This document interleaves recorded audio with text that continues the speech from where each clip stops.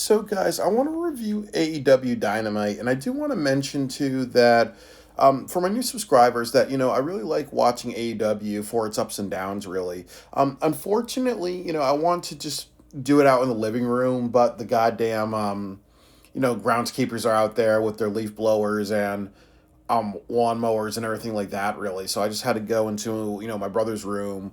You know, just because it was more quiet, really. But I do want to say that this was a very controversial episode of AW. There's a lot of people who really liked this episode, and there's a lot of people who really didn't like this episode. And for me, I really felt that this was like a C minus for me. That there was definitely a lot of things that I did not like about this episode, and there's a lot of things that I did like. So, and then there's also a point where I stopped watching this episode, then I went back to watching this. So I think that's also very important to dissect. What caused me to tune out, and I think that's also for a lot of people who review AEW. Yeah, if you tune out, what is making you tune out? Because that way it can help them grow. So the first thing is that they announced that the main event is Okada versus Bandito, and I did not like that as well. Really, it should have been Samoa Joe and the Ops. The reason why you do it with Joe and the Ops is that Joe was talking about the world title. It would make a lot of sense to be like, hey, you know what?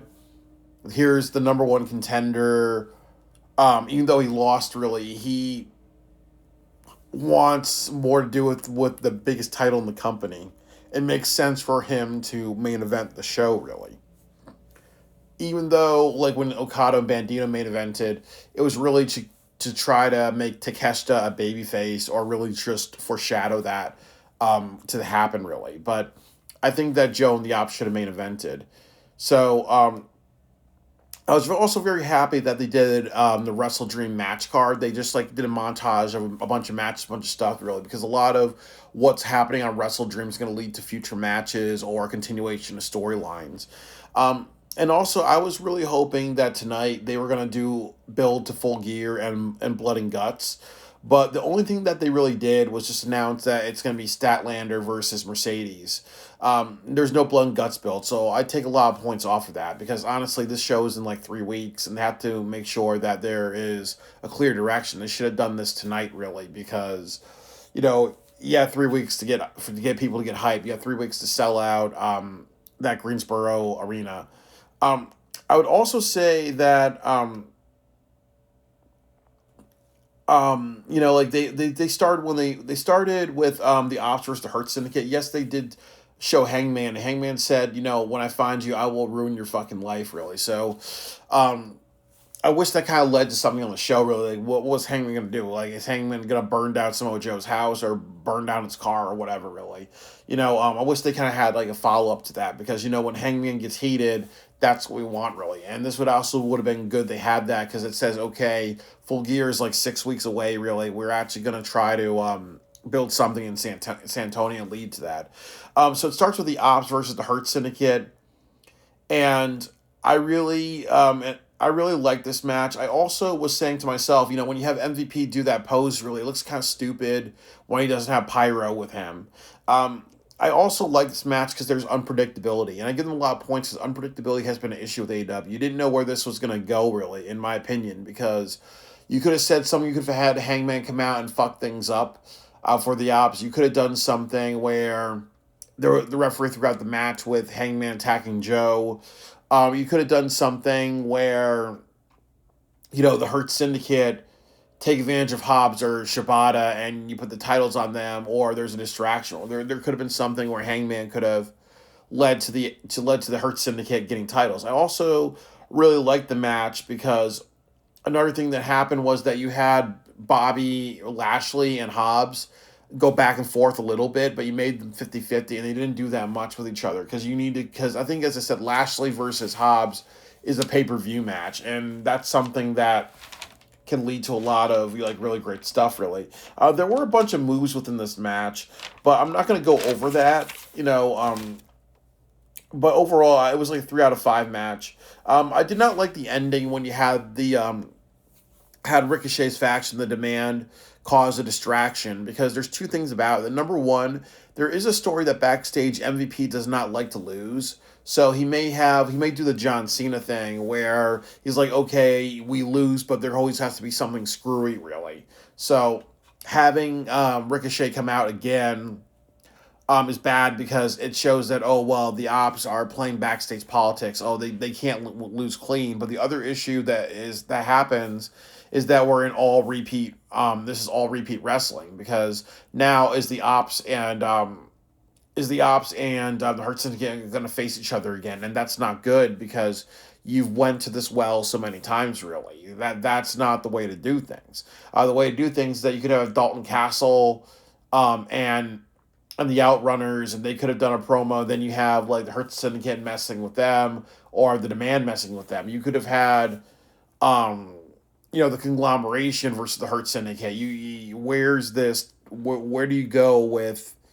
Can we just go in different directions? Really? Can we just have people feud with different people? Could you have the Don Callis family saying, you know what, we want to go after all titles, and then the Hurt Syndicate comes out and says, I want to go after those trios titles, and you know what? It seems like you guys are going to get in our way, really. So let's have a match, really. So could you imagine if it's like Josh Alexander, Hechicero, and Lance Archer versus the Hurt Syndicate? So there's so much. As I said, they need to kind of experiment more with different people, different matchups. You just can't go to the same well. And with the Hurt Syndicate and the Demand, they've already had 3 or 4 matches. And then the other problem is that if you want Tola Yoda and Bishop Khan to stand out, really, they're not going to stand out if you're always going to the same people over and over again. You have to kind of have people work with different people. So my next page on my notes. So after the match, Joe says that, he makes a joke about like Hobbs liking fat women. And then he also makes fun of the sports team. I do not like this because that happens a lot in professional wrestling. I think if you want to get your company over and professional wrestling over, why should you be talking about San Antonio sports team? And then he says something along the lines as long as you exist as a champion, I am waiting to show you are not. We are the ops, and we stand in opposition to everybody. So it's a typical, like professional wrestling promo in AEW where it doesn't really make any sense, really. His motivation is, you're the champion, and because you're the champion, I want to go after you. We stand in opposition to everybody. Hey, didn't they, weren't they on Team AEW? Weren't they with the good guys, a while back, really, because they're sick of the Death Riders? So it just doesn't make any sense. Joe could say something like, you know what, I'm winding down my career. I want one more shot at the title, or you know what, we helped you out, Adam Page, and you've not lived up to your expectations as a champion. Really, we see the match you've had. You know what, you just don't have that fight. You don't have that fire, really. So you're just an easy target. You're slim pickings, or something like that. Really, like that. Those things would work, really. Because you can talk about like how, okay, you know what, you're kind of like a chump, really. You know what, you had a match with Kyle Fletcher. What's that? You know what? If it was me, I would be having the match with Bobby Lashley, the biggest and the baddest. You know what? When I look at you, I see somebody soft. So maybe those could be more motivations, really. They announced that Full Gear is going to be Chris Statlander versus Mercedes Moné. It's the right match to have because people hate Mercedes for the belt collecting and the entitlement. And I also appreciate this because you have pay-per-view in 6 weeks. So don't announce a lot of last-minute matches. This is the match to have, really. And then Darby Allin cuts like the worst promo of the night because it felt very anticlimactic. He was out there for like 1 or 2 minutes. He said something like, I will die for this place, go to places no one will go. As long as the Death Riders are breeding, Darby Allin isn't far behind, really. So and I was saying to myself, this has to foreshadow something. Like there's a lot of people talking about there's going to be both a men and a woman's blood and guts. And I think that that's what they're going to do. But also this leads to something later on in the show where it might be the conglomeration and Darby Allin versus the Death Riders, and then you're going to have the women face each other.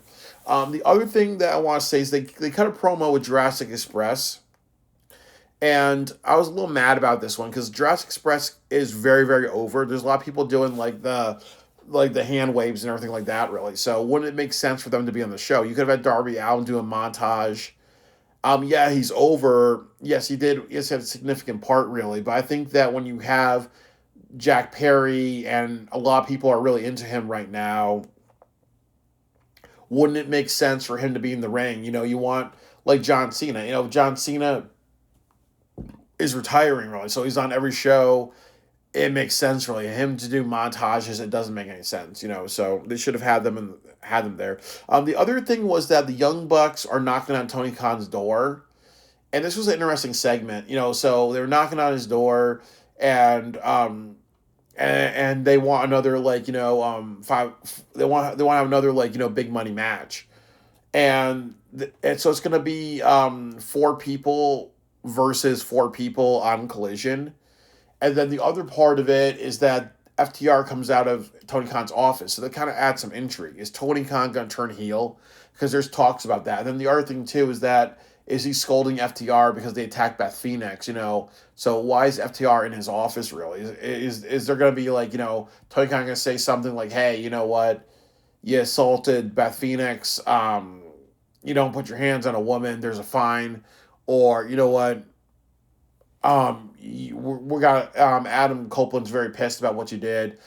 He wants your blood, really, and I kind of agree that you put your hands on a woman and you took it a little too far, really. So you were gonna have a match, really. So what's the follow up of FTR and Tony Khan's office? Could they be creating a faction where Tony Khan has FTR as where he's heels with FTR, or could this be something where it could lead to something else, really?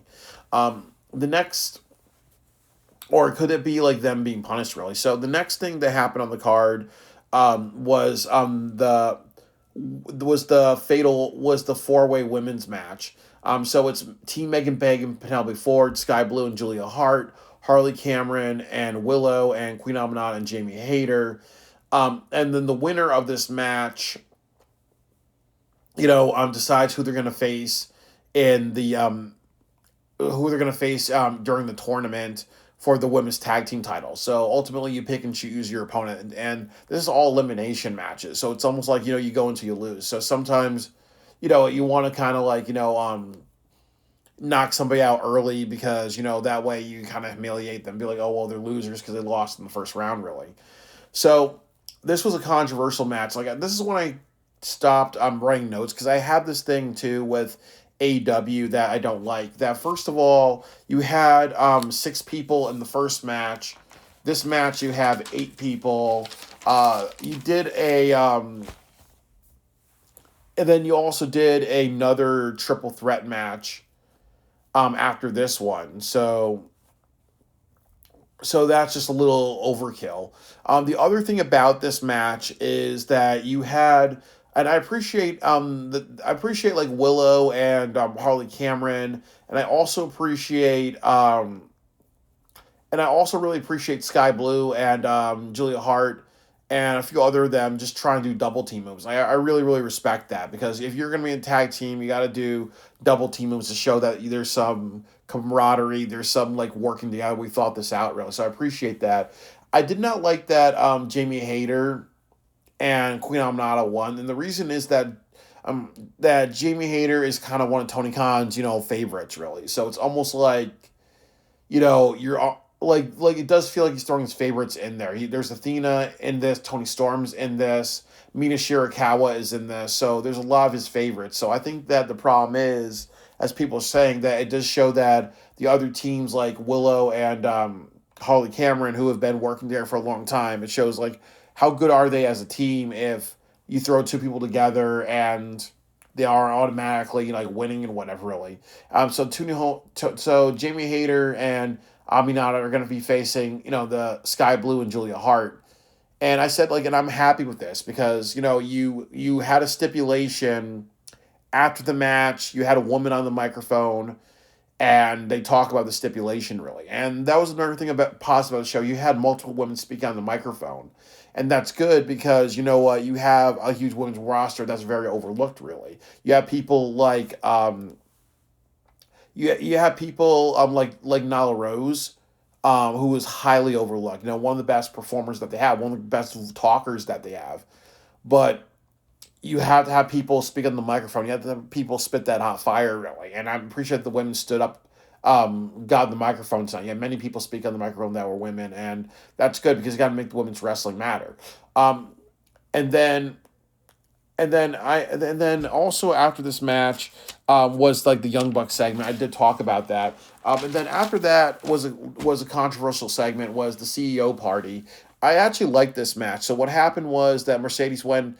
There's two things. There Mercedes arriving at the arena in like a big, like, white, car, and then you also had, her go down to the ring, and then she had a bunch of men with her holding her titles, and then she has cake, really. And then in the ring there was Harley Cameron with the puppet. And then what happened was that, she, it looks like, Mercedes was about to beat up Harley Cameron, and then you kind of felt sorry because, Harley Cameron is a sweetheart. And then actually there's Chris Statlander, and it's Chris Statlander. In the beginning of the show, she talks about them having a match, and you don't know when I'm going to attack you, foreshadowing. And then she attacks Mercedes Monet. She throws her into the cake, and then she throws her in the cake and everything like that. And I kind of felt that this was good because there's a catharsis, really, because people are pissed with Mercedes and her entitlement, really. So that also works in professional wrestling. Vince McMahon once said that this is one of the key points of professional wrestling, which is catharsis. And then you also had Schnauda Freude, which is, which means you're making fun of somebody's situation. Like, Homer Simpson is a jerk, but we laugh at him because he gets himself in bad situations. Same thing with Eric Cartman. It's called Schnauda Freude. Schnauda Freude was also, you saw the mini Monet, the little puppet and stuff like that. So it was kind of funny to see, some comeuppance on Mercedes, and that to me this worked well. This was funny, and then seeing Statlander put her in the cake and do all that damage to her, I really really liked all that stuff because I felt like that was a different side of Statlander. Even though there's some people who said that that was a little out of character for her, but I liked it. I enjoyed it. I felt that up to this point I was really liking this, and I also felt too it was a little unpredictable because Harley Cameron is a goofball, and sometimes we have wrestlers who are a little goofy and silly. In professional wrestling physics, they usually are weaker to people who are champions and other things like that. So you really felt a little scared and a little sad, a little bit. Like, I felt a little sad. Like, is Harley Cameron going to be assaulted? Is she going to be beaten down? Is she going to be, put in cake? Is she going to be humiliated? Is she going to be, like, knocked down a peg? And that did not happen, really. So I felt sad for her. And then I felt catharsis because, like, yeah, like, she's not going to get beaten because, Harley Cameron, she's a sweetheart. She comes off as a little naive, really. So it is like picking on, in some cases, it's like picking on a child, really. Um,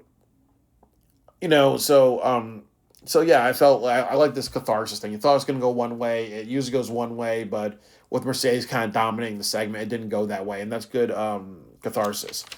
Um, John Moxley versus Kyle O'Reilly. I was not in this match. I just stopped watching for two reasons. That I do not like John Moxley. There's Wrestle Todd and other people that do like him, to each their own. But you can't understand what he's saying. He mumbles a lot. Like, he's almost like Marlon Brando, where some people get it, what he's saying. He does. I don't get it. He sounds like a poor man's Bray Wyatt. There's some people like, I forgot his name, John Ritlin, who has his own channel. He says, like, since he's losing now a bunch of matches, there should be some dissension in the Death Riders. So I do kind of think that that's an interesting angle. Like, what would happen if Claudio took over? Because Claudio, he could be a good leader of a faction, really. So where are they going with this? And then the other thing, too, is that the conglomeration had their friends. Big Bang Theory inspired promo. And it's like, what the hell was that, really? It felt out of nowhere. And then also you had people like Tomorrow Ishii called the Stone Pitbull, kind of doing some goofy shit. And then I'm almost like, I forgot that Willow is part of them, but why is Willow part of them? Isn't she part of? It's a little confusing because isn't, like, she and Harley Cameron in a tag team. So it felt like a bit. It felt like a little bit of a clusterfuck. But I stopped watching because it's almost like what do Death Riders want to achieve now after the I Quit match? what does the conglomeration want to achieve? Because they're just there to be there, really. So, could they, what would happen if he said, okay, well, Moxley's like saying, you know what, I lost, you were the better man that night, you know what, I lost focus, or when I saw Sting, you know what, it really caught me off guard because I always like to have a plan, and that threw my plan because I didn't expect that or something like that. You know, or he can be like, you know what, I'm gonna rebuild myself because life is about rebuilding or something like that. You could have like tied in. There could have been a motivation really, and that could lead to something else really. And then the conglomeration could say something. We're going to go after the trios titles, and then they said like we like to hurt people as well, really. And then it's going to be like they set up a trios, possibly trying to win some trios matches so you can have like the Hurt Syndicate face the conglomeration, really, just to do something a little bit different. And then what happens is that you had John Moxley lose this time, but he loses by assaulting a referee, really. So it's almost like a little bad in a couple ways because it's almost like now O'Reilly is over in a big way because he beat John Moxley because John Moxley had a chicken shit to not lose by submission, really. So it's almost like if O'Reilly wins, could you do Kyle Fletcher versus Kyle O'Reilly for the TNT Championship, or could you do him versus Okada for one of his secondary belts? So when somebody usually wins that big, you have to kind of build some momentum, or maybe you do something, and then you also have to have a story with it, So you just don't like have people win out of the blue, really, especially if they're being a former AEW champion who a four-time AEW champion and somebody who cheats to win, really. He's actually five-time and consider that he was the IWGP champion as well. But that's a big thing for Kyle O'Reilly, but they're not going to do anything with this. And then the other thing that happened was that you had, I forgot who it was, but you had, I think it was Wheeler Yuta versus Mark Briscoe. If I'm correct, that was the match after this.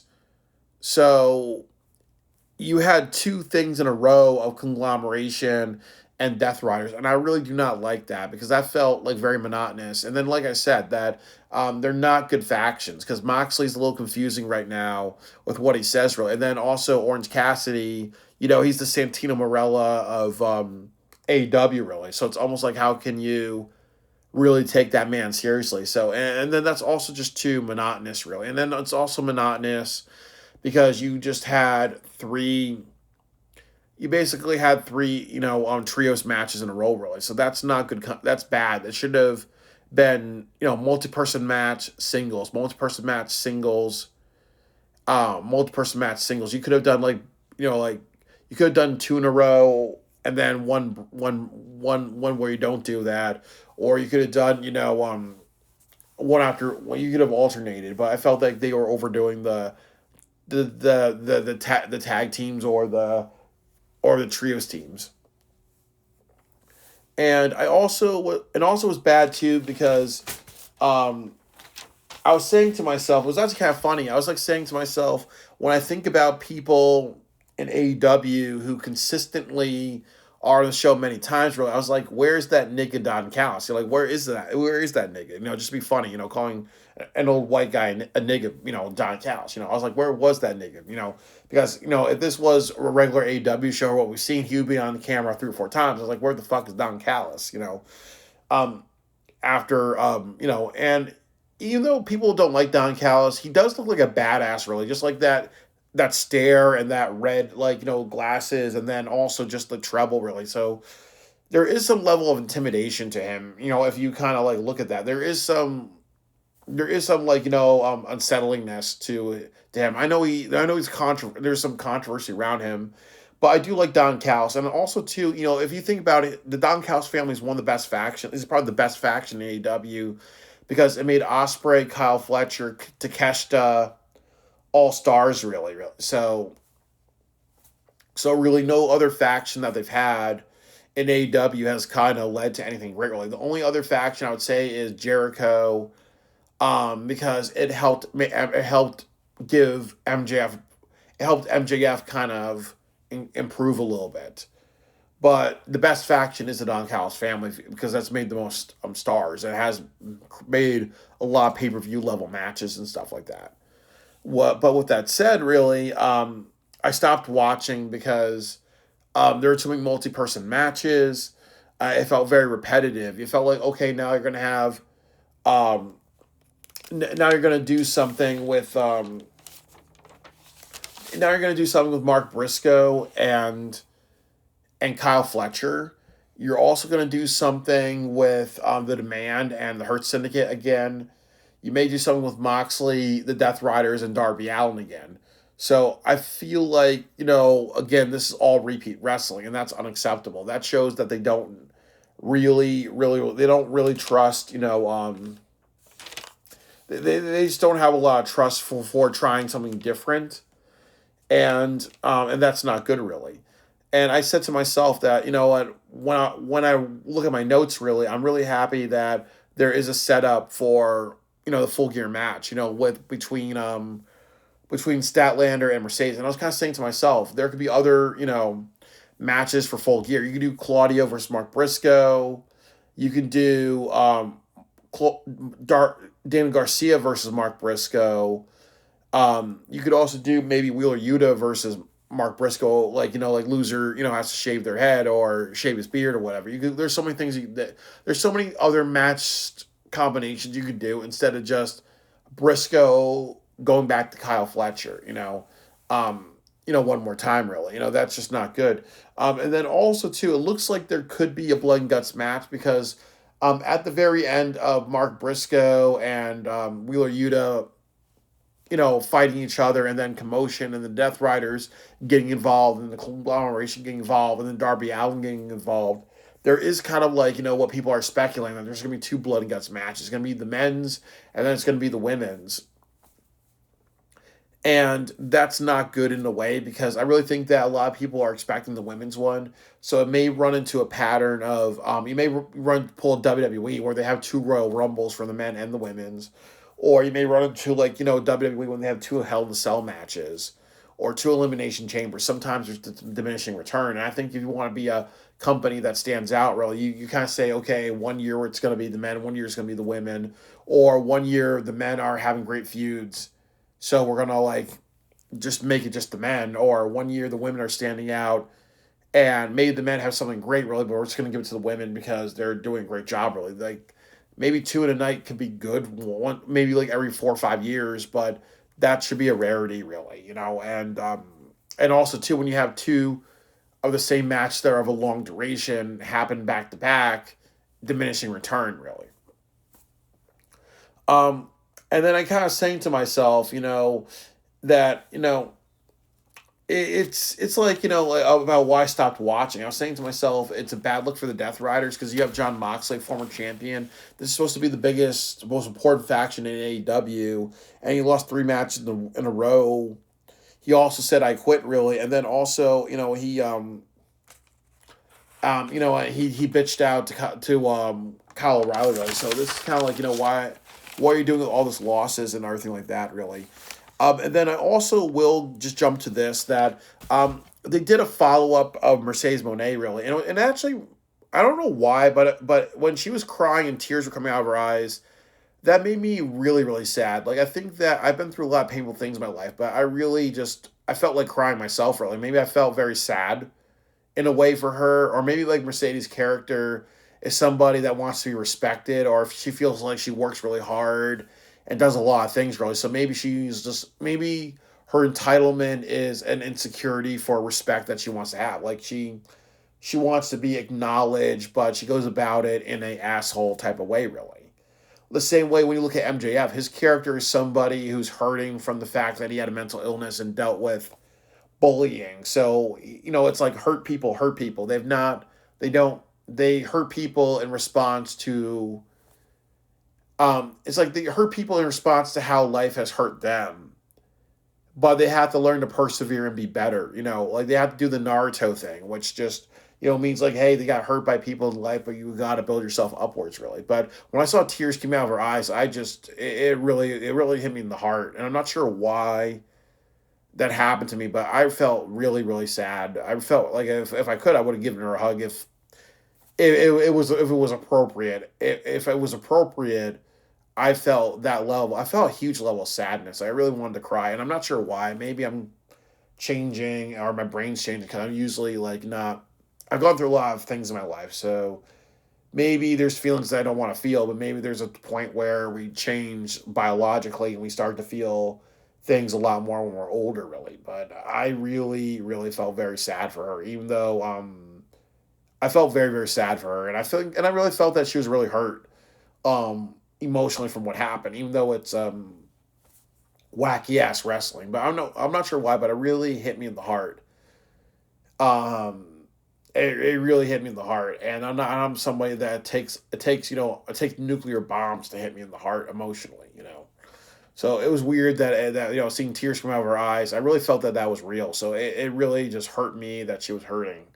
But it's good because it shows that even though some people have gone through a lot of pain and hurt, there's still a heart in some people. Like some people who are soulless, some people who are soulless or lost their heart, meaning that life has hurt them a lot and they're kind of numb to feelings of sadness and other feelings, or sensitized. We can still feel something, but it made me feel something. I felt really sad for her. But to move on from that, I felt a little worried as well, really, because they announced that it's going to be Mina Shirakawa and Tony Storm as the tag team in the tournament. Then they announced it's going to be Athena and Mercedes. So you're going to have Mercedes 13 belts, or if she wins the women's title, it's going to be Mercedes 14 belts. So it's just getting to a point of a worry for me because I'm kind of like saying to myself, it's going to turn into, it's going to turn into maybe we can't rely on other women. We have to go. It always has to be Tony Storm and Mina Shirakawa. It has to be, it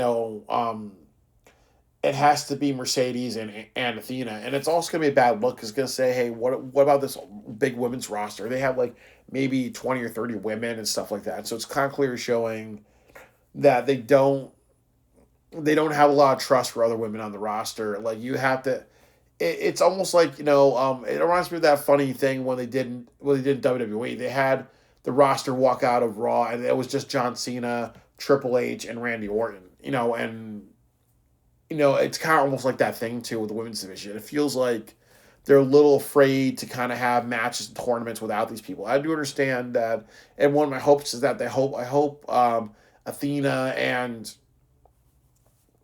Mercedes lose, and I also hope that Tony Storm and Mina Shirakawa lose, so that way it elevates other people and stuff like that. I really hope it doesn't turn into a TNA wrestling where it's like, oh well, certain people we push, or there's certain people we're afraid to trust.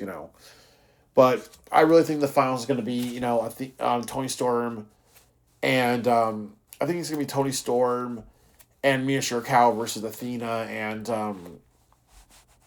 and Mercedes, even though that would be a very bad thing because that's like saying, as I said, it comes down to, oh, we're afraid to push other people. And then also too, you had you had Okada and Bandito, and I think what I was saying in short, it was an all right match. It was kind of like a little lackluster. It was almost like a neutered version of a pay-per-view match. Like usually these guys have great matches. It's epic. It's captivating. They do a lot of really awesome stuff. There's near falls, but it felt like they had to do a very shortened version of it. So it didn't really. It was good, but it just didn't. It wasn't really grasping. And then at the end of the night, the Don Callis family celebrate. Kenosi Takeshita comes out, and then this is kind of like a bit of a weird one because it's almost like Takeshita and Okada is one of the best matches that they can have. So when's this going to happen? Could they do this at World's End? Because could you see Takeshita and Okada going through a tournament? And then they're at the finals. That could be something really interesting. And then the other thing too is that you have to think about like Takeshita. Like he's not ready to be a champion. Like I think like they did remember that birthday promo they did where he was talking to Don Callis on his birthday, and then Takeshita turns off the television when Takeshita is speaking. But Takeshita, there's two things about him. I'm not sure if he is a good English speaker and he can get over with an American audience because that's very important. You have to get over with an American audience and you have to know how to speak the language very correctly. That's just what you do, really. Or you have to do something with a great colleague, where you have to have somebody with you who can advocate for you. Or even like with Brock Lesnar, who Brock Lesnar's not the best mic speaker, but when you have Paul Heyman and his loudness, it helps him. So Takeshita, I really am not sure how they're gonna. I think he needs to be. I think he can be a big star, but I really think he needs the right manager with him, even if it's Kenny Omega or somebody else. Go there. Hey, he needs the right manager, and he needs to he needs to make that choice. Does he speak Japanese, and can he have emotion while speaking Japanese, or or does he speak English? Or can he learn how to speak English with a lot more emotion and everything like that? Really, like you have to. There has to be a level of ruthless aggression, I would say, from him. Like just like like ruthless aggression, ambition, fire, and motivation in his word and how he carries himself. And like I said, like like in that promo where he's talking to those guys, he came off like a lost child, really, with like a little like off guard, really. So he needs to kind of understand that's part of what gets you over in with American audience is conviction and having some fire in you, really. And I don't think he has that. I think he needs to develop that. And if he doesn't, it's not going to work, really. It's not going to work. It's going to be kind of half-assed. Um, but I really think that's going to be a match that they have. Really, I think that they're going to set up to that.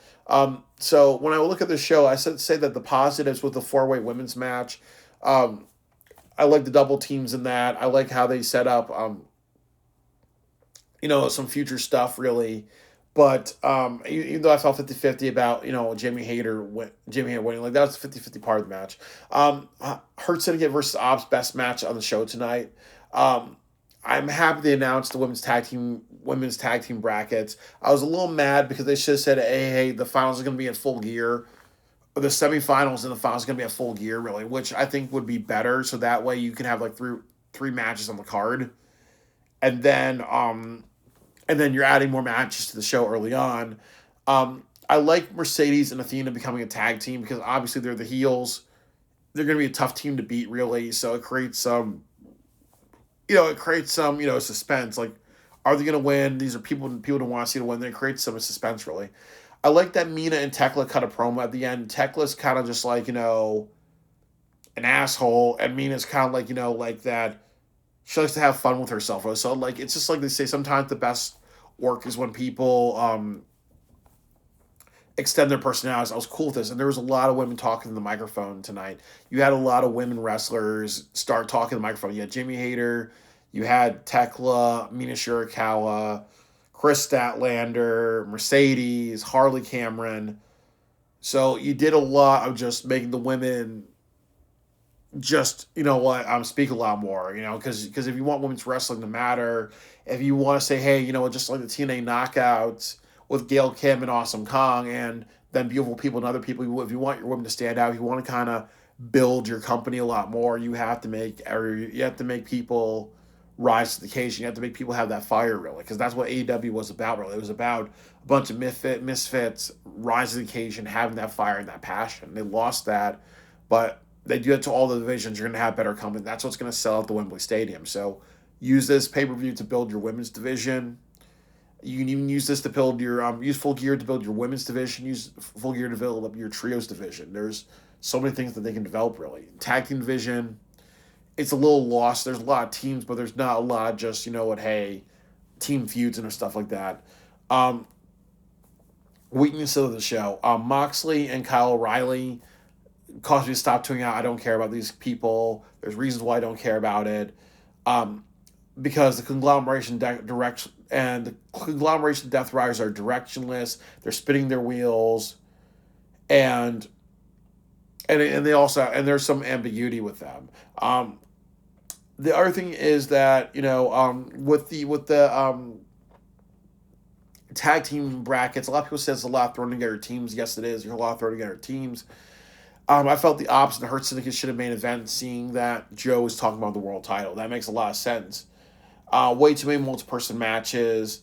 I'm not happy that there was no build to blood and guts in this episode. There might have been some foreshadowing. There's no like, hey, here's the 5 women versus 5 women. You have 2 more weeks next week, so they have to really build to full gear. If you're gonna do two matches or one match, if you're gonna do the women or you're gonna do the men and the women, you are gonna have one match or two match. How are you gonna build to this? You really have to make sure that that whatever you build to, it pays off really. I mean, it pays off. It's not rushed and whatever. And and as I said, like when you have a tag team tournament, I know this is what they're gonna do, but they should have said this on the show that the either the finals of the women's tag team tournament or the semifinals and the finals is gonna happen at Full Gear. And the reason why that would be good is because, quite honestly, you know what, you need to show to your audience we care about pay-per-views.